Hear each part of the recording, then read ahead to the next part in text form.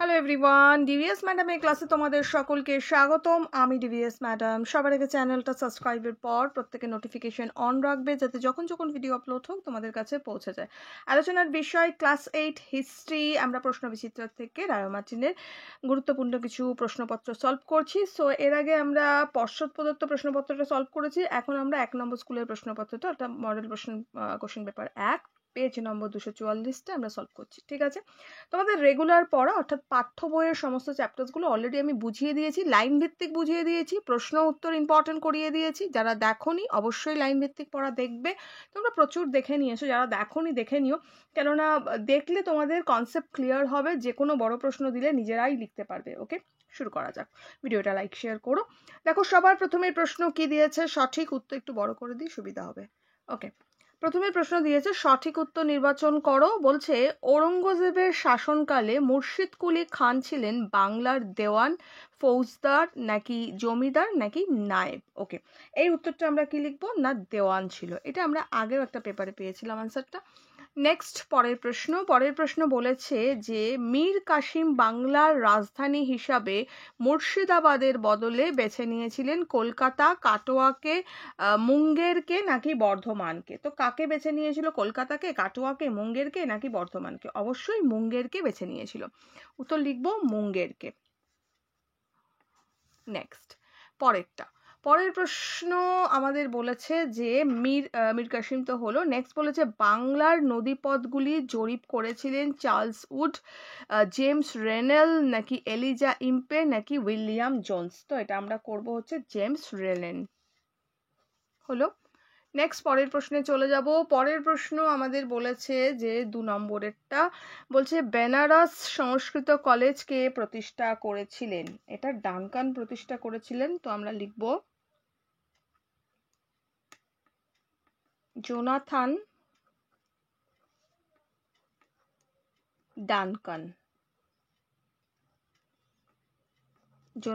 Duncan. ওকে, next, পরের প্রশ্ন আমাদের বলেছে শূন্যস্থান পূরণ করো। বলছে স্বেচ্ছায় অধীনতামূলক মিত্রতার নীতি মেনে নিয়েছিলেন। স্বেচ্ছায় অধীনতামূলক মিত্রতার নীতি মেনে নিয়েছিলেন হচ্ছে নিজাম। তো আমরা লিখব নিজাম বা হায়দ্রাবাদের নিজাম।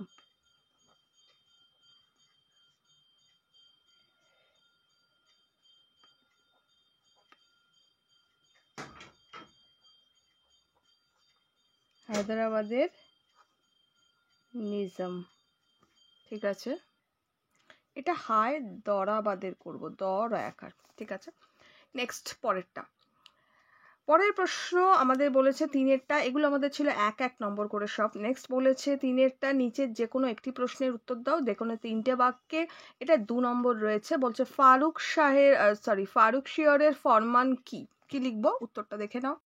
দেখো, ফারুক শিয়রের ফরমান, এটা আমরা কি লিখবো, লিখবো ফারুক শিয়র ছিলেন মুঘল সম্রাট। তিনি 1717 খ্রিস্টাব্দে ব্রিটিশ ইস্ট ইন্ডিয়া কোম্পানিকে অনেক সুযোগ সুবিধা দিয়ে যে আদেশ বা ফরমান জারি করেছিলেন তা ফারুক শিয়র ফরমান নামে পরিচিত। ফারুক শিয়র ফরমান অনুসারে ব্রিটিশ ইস্ট ইন্ডিয়া কোম্পানি বছরে মাত্র 3000 টাকার বিনিময়ে বাংলায় ব্যবসা বাণিজ্য করার অধিকার লাভ করেছিলেন। ঠিক আছে, বা করেছিল। ওকে, হয়ে গেল। এইভাবে আমরা আনসারটা লিখবো। নেক্সট প্রশ্নে যাব। নেক্সট প্রশ্ন আমাদের বলেছে হিন্দু কলেজ কবে কাদের উদ্দেশ্যে প্রতিষ্ঠিত হয়? এটারও 2 নম্বর রয়েছে।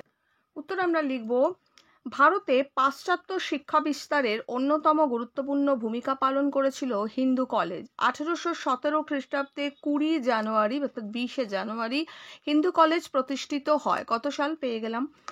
এবার লিখতে হবে একটু, জনদরদি ডেভিড হেয়ার স্থানীয় জনগণকে পাশ্চাত্য শিক্ষায় শিক্ষিত করার জন্য একটি শিক্ষা প্রতিষ্ঠান স্থাপনের কথা চিন্তা করেছিলেন। এ বিষয়ে তিনি তৎকালীন কলকাতা সুপ্রিম কোর্টের প্রধান বিচারপতি অর্থাৎ প্রধান বিচারপতি। ঠিক আছে, আচ্ছা, হাইড ইস্টের সমর্থন লাভ করেন।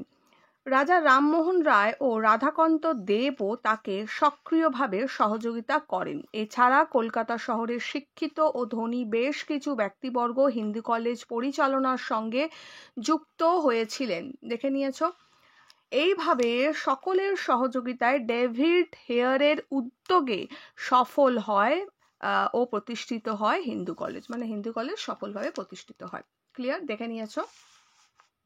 হলো?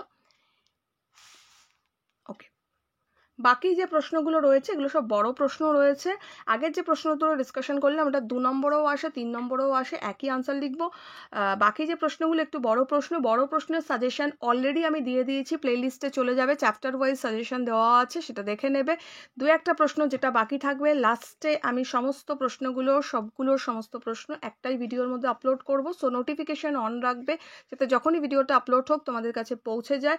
এখন সবার আগে আমরা সব স্কুলের প্রশ্নপত্রগুলো পরপর সলভ করব। সো চ্যানেলে চোখ রাখো, নোটিফিকেশন অন রাখো, ভিডিও লাইক করো। খুব ভালো থাকো।